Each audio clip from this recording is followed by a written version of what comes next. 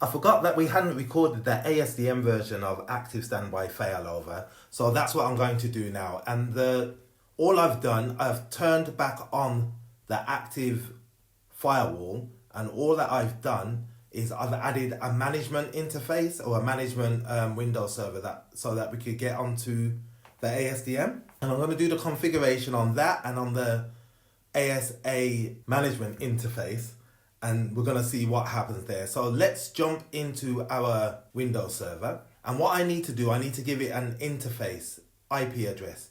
So we're going to go over here, go into network and settings, change adapter settings or change adapter options. It's got to be this one because the other one is disabled. Let's right click that or 2-finger click on my Mac, go into properties, Internet Protocol version 4, and we're going to use this IP address here, 5.5.5.1 on a /32. That is good.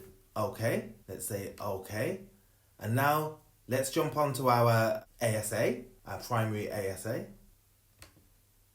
And it is this one, ASA version 12, show int IP brief. Okay, so I don't have one currently for the management interface. So if I say on the management interface, M00, we're going to say it's the name if of management. Give it a security level of 80 and give it an IP address of 5.5.5.2 on a /24.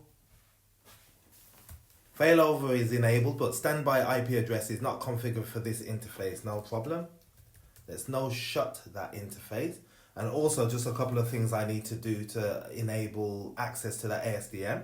So if I say username, admin with a password of Cisco, give it privilege level of 15, and then let's enable the HTTP server enable. And also if I type in HTTP and question mark, this first one says the IP address of the host or network authorized to access the HTTP server. Now we know that is 5.5.5.1 on a /32 it can be. We'll just make it a host address.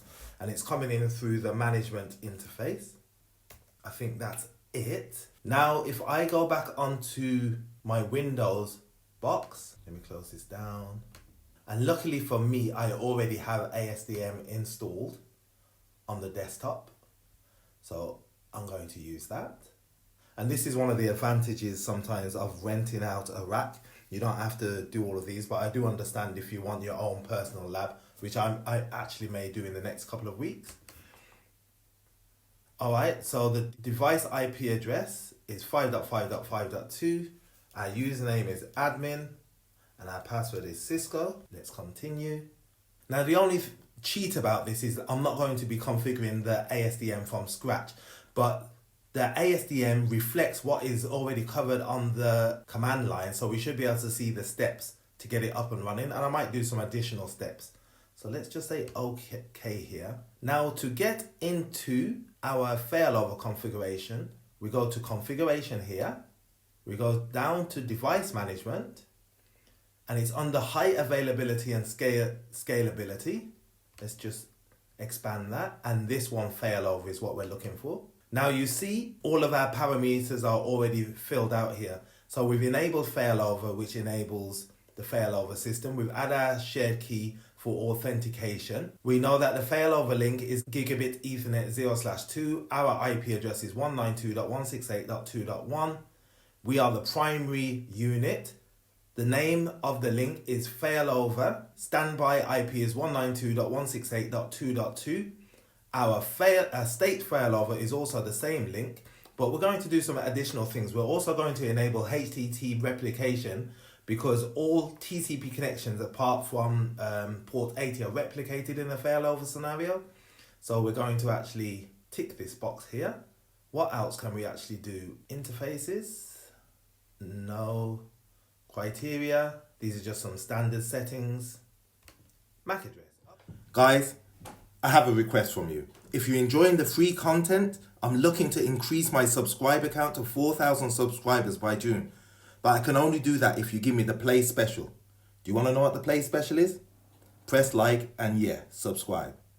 Okay, back to the video. Okay, so we're going to add a MAC address here as well. And the reason why we're going to configure a virtual MAC address is that if we were in the scenario where the secondary unit boots up first, it's going to use its own MAC address because it doesn't know where the primary unit's MAC address is. And we don't want to have service issues when the primary unit comes online, as the ASA doesn't send out gratuitous ARPs. So the switch wouldn't know its MAC address automatically when it comes online. So let's just add one here. Now, the physical interface that I want to use, if I look at the diagram again, is G0/1 because I want the MAC address going down to the inside interface. So let's do gigabyte 0/1. And the MAC address I'm going to use is 1111.1111.1111. And on the standby, I'm going to use 2222.2222.2222. Let's say OK.